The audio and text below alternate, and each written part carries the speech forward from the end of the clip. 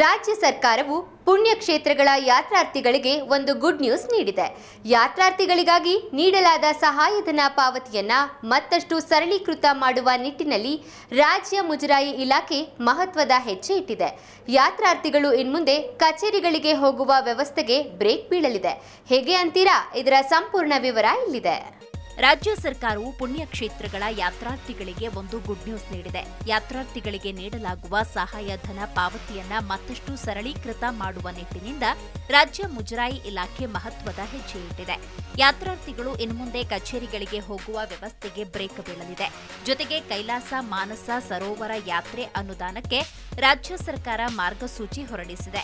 ಮಾನಸ ಸರೋವರ ಯಾತ್ರಾರ್ಥಿಗಳಿಗೆ ತಲಾ 30,000 ರೂಪಾಯಿ, ಚಾರ್ಧಾಮ್, ಗಂಗೋತ್ರಿ, ಯಮುನೋತ್ರಿ, ಕೇದಾರ್ನಾಥ್, ಬದ್ರಿನಾಥ್ ಯಾತ್ರೆ ಕೈಗೊಂಡ ಯಾತ್ರಾರ್ಥಿಗಳಿಗೆ 20,000 ರೂಪಾಯಿ, ಕಾಶಿ ಯಾತ್ರೆ ಕೈಗೊಂಡ 30,000 ಯಾತ್ರಾರ್ಥಿಗಳಿಗೆ ತಲಾ 5,000 ರೂಪಾಯಿ ಸಹಾಯಧನ ಪಾವತಿಸುವುದಕ್ಕೆ ಅನುಸರಿಸಬೇಕಾದ ಮಾರ್ಗಸೂಚಿಗಳನ್ನು ಮುಜರಾಯಿ ಇಲಾಖೆ ಪ್ರಕಟಿಸಿದೆ. ಹೊಸ ವಿಧಾನ ಹೇಗೆ? ಯಾತ್ರಾರ್ಥಿಗಳು ಮಾಡಬೇಕಿರುವ ಕೆಲಸ ತುಂಬಾನೇ ಸುಲಭ. ಮೊಬೈಲ್ ಆಪ್ ಮೂಲಕ ನೋಂದಣಿ ಮಾಡಿಕೊಂಡು ಜಿಯೋಲಾಜಿಕಲ್ ಮಾಹಿತಿಯನ್ನ ಪೂರ್ಣಗೊಳಿಸಬೇಕು.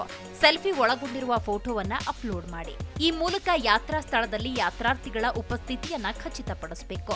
ಫೋಟೋದಲ್ಲಿ ನಿಮ್ಮ ಹಿಂಭಾಗ ದೇವಾಲಯದ ಪ್ರಮುಖ ಸ್ಥಳ ಕಾಣುವಂತೆ ಅಪ್ಲೋಡ್ ಮಾಡಿ.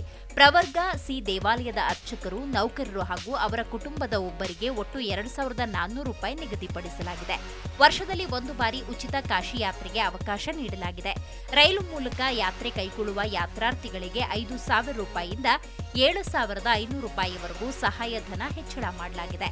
ಒಟ್ಟು 30,000ಕ್ಕೂ ಹೆಚ್ಚು ಯಾತ್ರಾರ್ಥಿಗಳು ಇದರ ಪ್ರಯೋಜನ ಪಡೆದುಕೊಳ್ಳಬಹುದಾಗಿದೆ.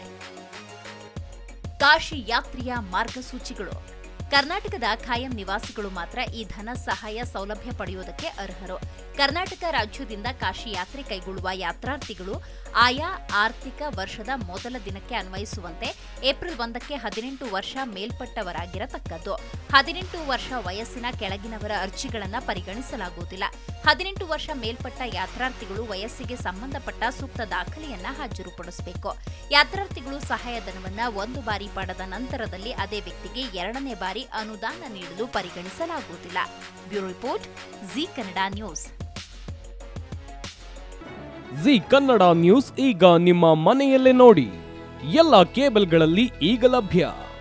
ಸನ್ Direct 292, Jio TV 1334, U digital 162, City cable 51, GTPL 17, Abhishek cables 821, Rock Line telecommunication 51, Shri Basaveshwara number 60, Vinayaka digital number 53, In digital number 896ರಲ್ಲಿ.